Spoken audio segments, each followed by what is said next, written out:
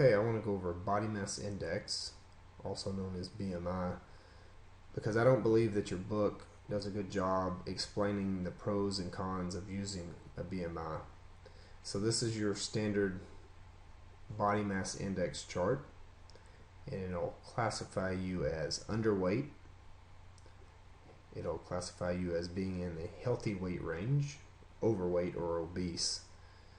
Now this is probably one of the most basic BMI charts that I've seen in a long time. Normally what you'll see is height, then you'll see your weight range for that height, and you'll see your age.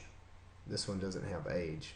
The older ones that the insurance companies came out with early on were just height and weight, and they're even worse than the ones that are also based on your age. So, and when I say worse, what I mean is they're just not very accurate. But anyway, let's look at this. Now when you get classified in one of these four areas, it gives you a number. So the number, the BMI up here, your BMI number is right up here at the top part of the column. And that should be close to percent body fat. And in some individuals it is, but for most it's not. So I want to talk a little bit about the cons of using a BMI. The problem with it is you've got to be perfectly proportional. So it's not good for athletes. And the reason it's not good for athletes is athletes tend to have a little bit more lean muscle mass. Their bones tend to be denser due to the exercises or resistance exercises that they do, and just the trauma that they put their bodies through when they exercise. And so it's typically going to put you in an overweight category for an athlete. People that are short in stature, people under the age of 18, or individuals that are still going through puberty should not follow a BMI chart, because it's not going to give you an accurate number. And you may have had your percent body fat taken. That's different than a BMI. So sometimes you have that done with skin fold calipers, where they actually pinch your skin and measure the subcutaneous body fat, and that gives you an estimate of your percent body fat. You may have seen scales that you step up on, like a Tanita scale, where it runs off bioelectrical impedance. Those are a little bit more accurate. There's still some measurement error with those. They're not perfect, but they're a lot better than using a BMI chart. So let's just look at my numbers.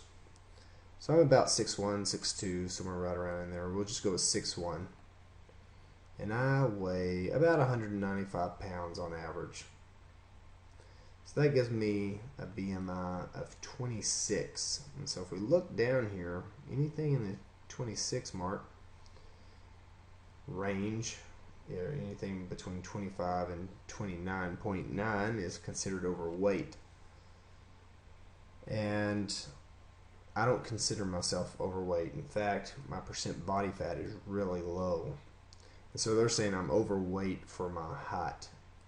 And so if you weren't educated on how to use a BMI, that might really hurt your motivation to work out.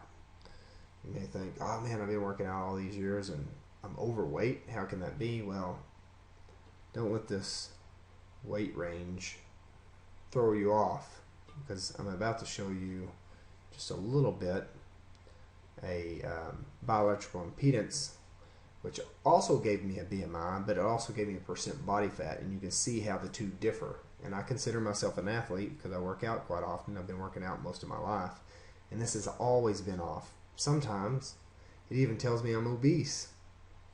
So there have been times where I've been up into the 210 range.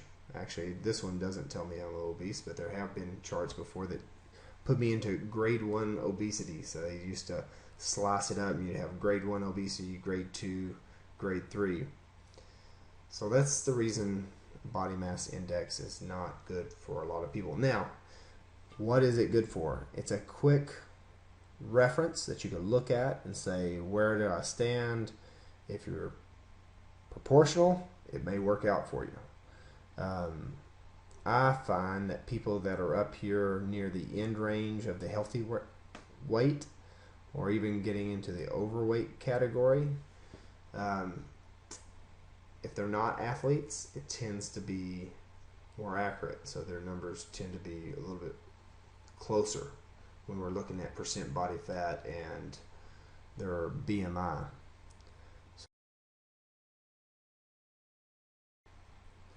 Okay, here's a body mass index that I got from a Tanita machine, which is supposed to work off bioelectrical impedance, sending an electrical signal through your body to get an idea of your percent body fat. You notice it's at 24.9 for my BMI, which is close to the other chart that we saw in the PowerPoint, and it's also in your book. But this one went off of age, height, and weight. Now let's go down here and look at percent body fat. It's telling me I'm at 7.8% body fat. So this one tells me I'm underweight. I'm in the yellow area here. And this one tells me I'm just getting into the overweight category, or I'm right at the beginning stages of the overweight category.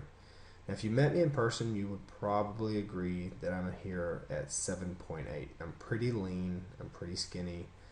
I'm definitely not in the overweight category. And that's the problem with body mass index. For athletes, since I've been working out most of my life, my bones are denser. I carry a lot more lean muscle mass than the average person. And therefore, on a BMI chart, you see this big difference between my actual percent body fat and my BMI. So you need to be educated on BMI if you're going to use it. And if you get some sort of crazy number, I would always use some form of percent body fat as a backup. And you notice down here, and when I use percent body fat, when I use skin fold calipers, it actually gives me a lower number because it's only measuring the fat right underneath my skin. Notice down here, it tells you this, it gives me a visceral fat rating. This machine's supposed to also give you an idea of percent body fat that includes visceral fat. That's the fat around your internal organs. The more dangerous fat to have, and it's putting me at a rating of 3. On this scale, you wouldn't want to be over 12, and 12 is not even on my chart, so that's pretty low for my age. You notice here I'm 39 years old. So that's the reason I get a lower number on the skin fold calipers, is because it can't include any type of visceral fat. It can only pinch the skin right underneath, or the fat right underneath the skin. So anyway, I just wanted you to be educated on BMI. So if you get some sort of crazy number, now you can understand that if you're an athlete or you're not proportional and you get some number that you disagree with, or you've got a doctor telling you that you need to lose weight because your BMI is too high. Luckily I haven't ever had that happen to me, but if it happens and you know that you're not overweight, recommend to your doctor that we do some sort of percent body fat measurement, and go in and look at the two, because I see this all the time on athletes, people that have been working out even for a short period of time. We get this big difference between BMI and percent body fat. So I hope that will give you a better explanation of BMI and the pros and cons of using a BMI. Now let's also talk about hypokinetic disease. If I'm truly overweight or obese, I run the risk of hypokinetic disease, and we talk about that in this chapter. The main one that we should really talk about is diabetes. You have an epidemic in this country, and you really need to go in, read the chapter, look at some of the stats that we're seeing now with people being obese and the increase of hypokinetic disease. And if you don't know what that means, hypo means low, kinetic means movement. They're just not moving around enough. They're sitting on their butt too much, and we're having diseases that result from it. It's not just sitting around, they're also eating too much. So not only is caloric intake increasing, but caloric expenditure is decreasing.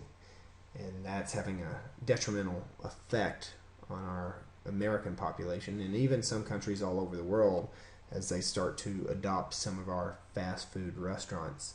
We're starting to see higher increase in obesity in other countries. So I hope that helps go over and cover some of the major points in this chapter. Go through, read the chapter, read the PowerPoints, take your self-test, and prep for the graded quiz.